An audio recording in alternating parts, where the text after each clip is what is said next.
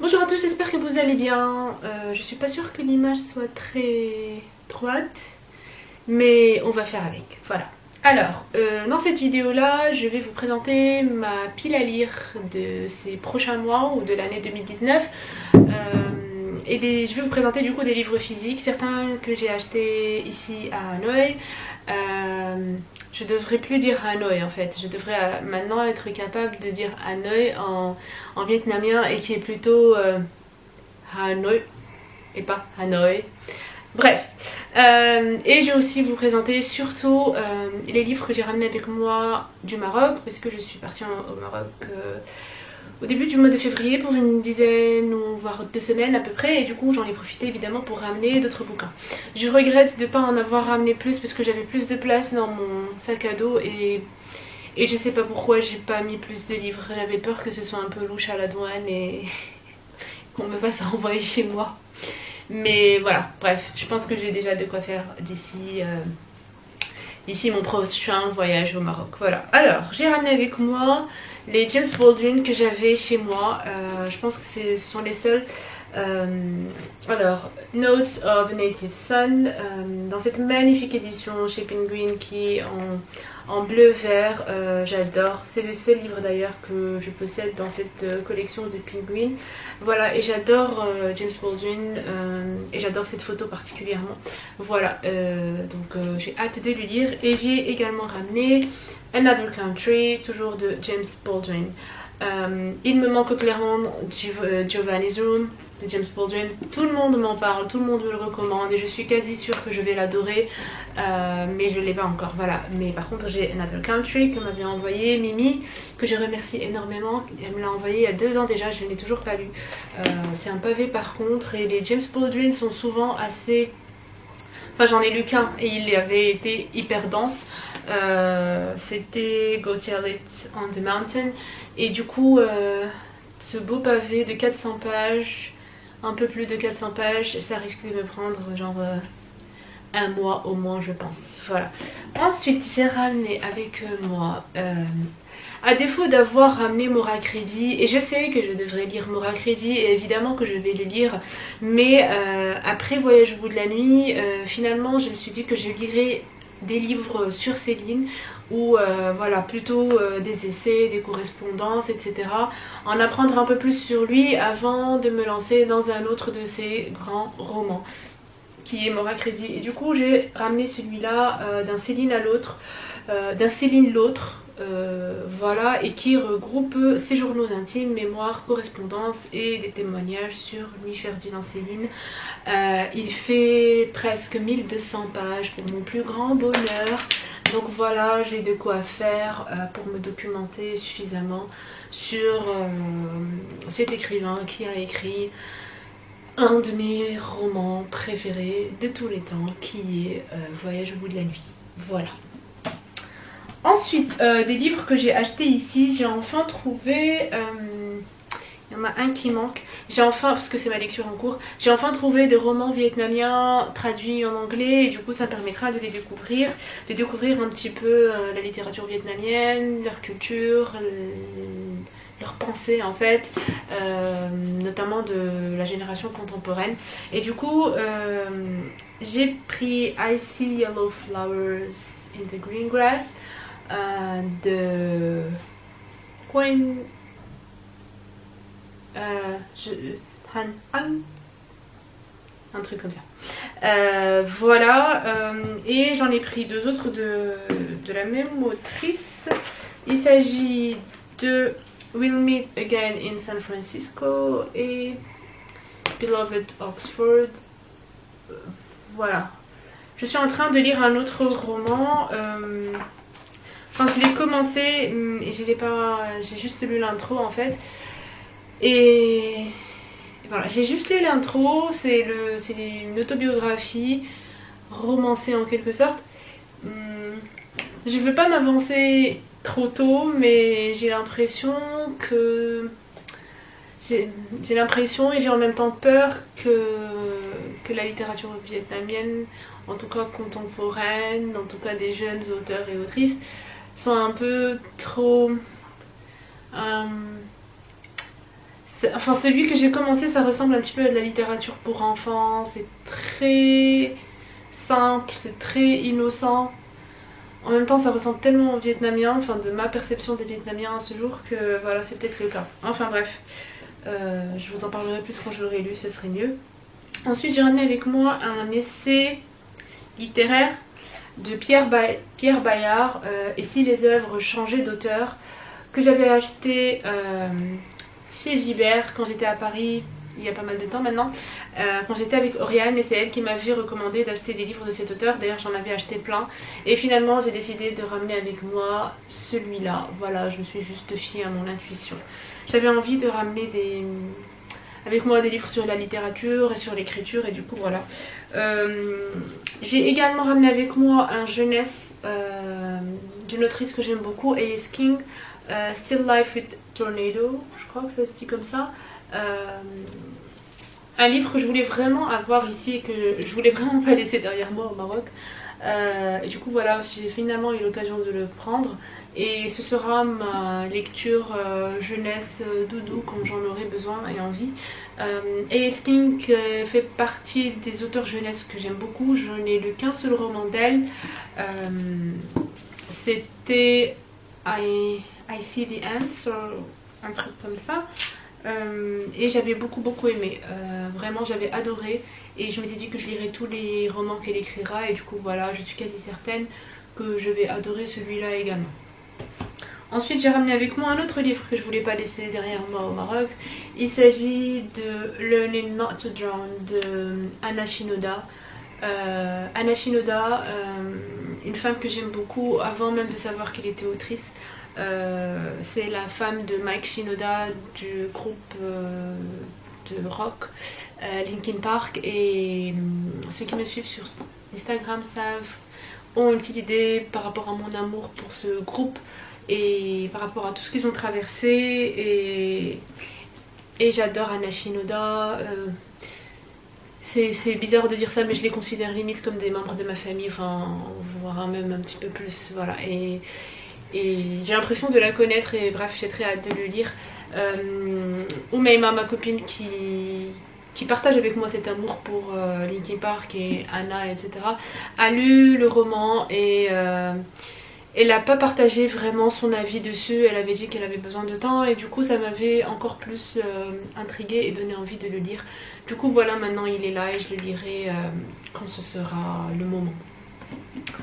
Ensuite, je n'ai toujours pas lu La Grande Étrangère de Michel Foucault. Il fallait qu'il y ait un Foucault avec moi ici. Et celui-là par contre je l'ai ramené avec moi en octobre, mais je ne l'ai toujours pas lu. Voilà. Ensuite, un de mes récents achats féministes, La France virile, des femmes tondues à la libération de Fabrice Virgili. Je ne connaissais pas du tout ce livre-là, ni l'auteur, ni le thème, ni le sujet. Je l'ai découvert comme ça à la librairie quand j'étais à Casa, chez Carrefour des livres. Et voilà, c'était partie des joies de pouvoir se balader dans des librairies et de tomber sur des livres dont on n'aurait jamais entendu parler. Et apparemment ça va raconter l'histoire de certaines femmes qui, après la Deuxième Guerre mondiale, il me semble, elles ont été tondues, si j'ai bien compris, on leur a rasé le crâne parce qu'elles ont été accusées de quelque chose en lien avec la politique. Et là, en quatrième de couverture, la première phrase qui est écrite, c'est la France sera virile ou morte. Voilà. Viril est le fût et les tontes des femmes accusées de collaboration en témoignent. Voilà, elles étaient accusées de collaboration. Voilà, je ne sais absolument rien du tout sur le sujet. Apparemment c'est un sujet dont la France a honte aujourd'hui, et qui fait partie de cette histoire française qu'on essaie d'oublier et d'enterrer. Et voilà, je suis contente d'être tombée dessus et de pouvoir aborder le féminisme d'un angle nouveau encore une fois. Ensuite, j'ai ramené avec moi un livre d'Edward Said que j'avais chez moi, Dans l'ombre de l'Occident, suivi de Les Arabes peuvent-ils parler de Selwa Loust Boulbina. Et d'ailleurs récemment on m'a conseillé un autre livre de cette autrice Et du coup je suis contente de pouvoir la découvrir déjà dans celui-ci. Edward Said, pour ceux qui me suivaient sur la chaîne, c'est l'année dernière ou l'année d'avant, vous savez que j'adore cet homme, que j'avais beaucoup aimé l'orientalisme d'Edward Said, que je recommande à tout le monde. Et voilà, il fait partie de ces auteurs, penseurs, monstres immenses des temps contemporains. Et du coup voilà, j'ai hâte de lire Dans l'ombre de l'Occident. Et il fait aussi partie de ces penseurs dont j'aimerais tout lire. Voilà. J'ai ramené avec moi Le temps mort de Doris Lessing. Doris Lessing, une autre autrice féministe qui avait été ma meilleure lecture de l'année 2018 avec Le carnet d'heures qui était un roman. Là j'ai l'impression que c'est plutôt un essai. Et voilà, je me suis dit qu'on devrait en fait chaque année lire un livre de l'auteur qui a été notre meilleure lecture de l'année précédente. Je pense que ce serait juste une suite logique. Du coup voilà, j'ai ramené avec moi celui-là et j'ai hâte de le lire. Voilà. Ensuite, un livre qu'avait recommandé un livre qu'avait recommandé Digli, voilà, il y a longtemps sur Instagram et qui m'avait donné envie de le lire et qui m'avait aussi beaucoup intriguée de par son thème. Il s'agit de La femme qui tremble de Siri Hustvedt. Siri Hustvedt qui est déjà une autrice que j'aime beaucoup. J'avais déjà lu un roman d'elle l'année dernière que j'avais beaucoup aimé, ça s'appelait Tout ce que j'aimais, je crois. Voilà, et ce livre-là n'est pas un roman, c'est un essai de Siri Hustvedt qui va partager. Alors en fait le sous-titre du livre c'est Une histoire de mes nerfs. Et je pense qu'elle a vécu un truc dans sa vie. Voilà, elle a vécu une sorte de traumatisme dans sa vie et depuis je pense qu'elle a eu une sorte de crise nerveuse et elle a commencé à trembler je crois. Et du coup elle va raconter un petit peu cette expérience-là de sa vie, cette étape-là de sa vie. Et ce qui m'a encore plus intéressée par rapport au sujet, c'est que moi-même, je suis une personne qui tremble en permanence. C'est génétique, mon père aussi tremble en permanence. Et du coup, c'est-à-dire qu'on a le corps qui tremble, voilà, la main ne reste pas stable. Et du coup ça m'a vraiment donné envie de les lire et je suis curieuse d'en apprendre plus sur le sujet, même si ce n'est pas les mêmes circonstances. Alors, j'ai ramené avec moi un livre chez Babel, Journal de galère d'un auteur hongrois, et c'est le journal d'un auteur dans lequel il écrit sa galère pendant qu'il écrit. Voilà, c'est une sorte de journal intime d'un écrivain et où il va écrire, je pense, tous ses ressentis et état d'âme, humeur, etc. pendant qu'il écrit un livre ou ses livres, je ne sais pas vraiment. En tout cas, la couverture est très intrigante, elle donne beaucoup envie. Encore une fois, je ne connaissais pas l'auteur et j'adore Babel parce qu'ils nous font découvrir énormément d'auteurs qu'on ne connaît pas et c'est, je pense, la maison d'édition qui encourage la diversité le plus possible, en tout cas qui traduit la littérature étrangère d'une manière très diversifiée. Voilà. Toujours chez Babel, un achat récent par contre, La porte du soleil de Elias Khoury qui est un auteur libanais. Et c'est un roman que je ne connaissais pas encore une fois et qui est aujourd'hui considéré, par contre c'est un gros pavé, et qui est aujourd'hui considéré comme un des plus grands romans palestiniens, et il a carrément reçu un prix littéraire palestinien et apparemment il fait l'unanimité là-bas. Voilà, Elias Khoury est considéré comme l'un des meilleurs écrivains arabes de sa génération et ce roman-là a été traduit dans plusieurs langues, adapté au cinéma et il a obtenu le plus grand prix littéraire palestinien. Voilà, encore une fois je ne connaissais pas du tout et quand j'ai lu tout ça, il fallait absolument que je le prenne et je ne pouvais pas le laisser derrière moi à la librairie. Et du coup je l'ai pris. Alors, j'ai ramené avec moi un autre roman qui était dans ma palle depuis un moment, qui m'intriguait beaucoup. Un cheval entre dans un bar de David Grossman. Il faisait partie des meilleures lectures de l'année en 2017 je crois, de Camille de la chaîne Camille Reads, je crois que ça s'appelle. Et du coup voilà, il était dans ma palle et depuis ce moment là j'ai envie de les lire en fait. J'y pense souvent mais je n'ai toujours pas fait le pas. Et du coup cette fois-ci je me suis dit que j'allais le ramener avec moi, comme ça au moins il est à côté. Et c'est un des livres qui est assez difficile à trouver en e-book, j'ai l'impression. Du coup voilà, je le lirai as soon as I can. Et le livre qui a suscité le plus de commentaires parmi mes achats récents, Moi si tu vas sortir, de Maryse Condé. Pourtant au moment où je l'ai acheté je ne connaissais pas le roman. J'ai juste été attirée encore une fois par cette petite banderole et puis par la couverture qui m'a rappelé le clip de Beyoncé et Jay-Z. Et bien sûr quand j'ai vu que ça parlait d'une noire sorcière etc, puis j'ai lu le résumé et voilà, c'était tout de suite vendu. Et c'est après que j'ai reçu plein de commentaires sur Instagram pour me dire que c'était un superbe achat. Et juste à ce moment là j'ai vu une pluie de podcasts sur ce roman qui tombaient la même semaine. Du coup je ne les ai pas écoutés parce que j'ai pas envie qu'ils me spoilent, mais il fera partie de mes lecture urgente, voilà, que je lirai assez rapidement. Un livre que j'ai ramené avec moi en octobre, fin septembre, et que je n'ai toujours pas lu, ce sont les Confessions de Saint-Augustin. Voilà, je sais pas quand est-ce que je le lirai, mais voilà, il est dans ma palle. J'ai ramené avec moi cette fois-ci un roman russe de Emmanuel Carrère. C'est un autre livre sur l'écriture. J'en avais entendu beaucoup de bien de la part d'une libraire chez Livre-moi à l'époque, et c'est bien grâce à elle que je l'ai acheté. Du coup voilà, il est dans ma palle. Un achat récent, encore une fois, Les souffrances du jeune Werther de Goethe. Je n'ai jamais lu cet auteur et je me dis que 2019 ce serait une bonne année pour lire un premier roman de celui-là. Ce roman là je ne le connaissais pas, je l'ai découvert encore une fois à la librairie. Et je l'ai pris parce que j'ai toujours eu peur que Goethe soit difficile à lire. Et c'est pour ça que je n'ai jamais acheté Faust.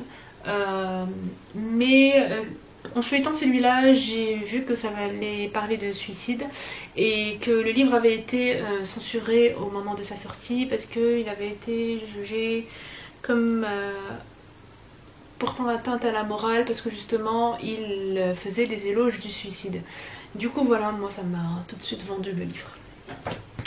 Ensuite j'ai acheté Portrait du colonisé, précédé de Portrait du colonisateur, par Albert Memmi, avec une préface de Jean-Paul Sartre. Voilà, rien que ça. Je ne connaissais pas encore une fois ce livre ni l'auteur. Il a attiré mon attention parce que j'avais envie de lire des livres sur la colonisation et la décolonisation, depuis que j'ai lu Décolonisons les arts chez L'Arche. Voilà, et du coup je le lirai et après l'avoir lu je ferai une vidéo peut-être sur le sujet. Voilà. Ensuite j'ai ramené avec moi Une constellation de phénomènes vitaux de Anthony Marra, un roman que j'avais découvert sur Instagram en version anglaise, mais il était en poche à la librairie en français et du coup je l'avais acheté à l'époque et je ne l'ai toujours pas lu. Et il fait partie de ces romans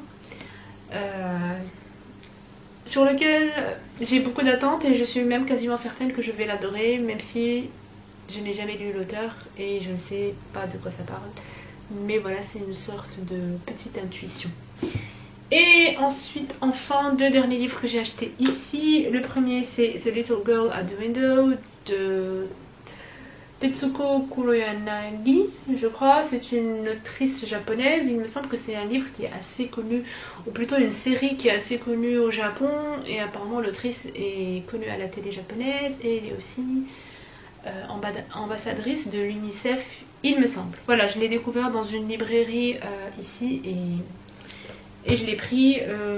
Et j'ai également acheté celui-là dans la même librairie, The One and Only Ivan, je crois que ça s'appelle, de Catherine Applegate. Et c'est un roman que je ne connais pas du tout et que j'ai acheté juste parce que la couverture représente mes deux animaux préférés, l'éléphant et le gorille.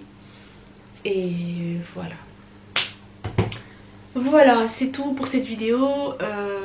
Je vais la monter et la publier très vite parce que dès que je ne le fais pas ça, quand j'essaie de le faire 2 semaines plus tard et que je revois la vidéo 2 semaines plus tard, je la déteste, je ne l'aime pas.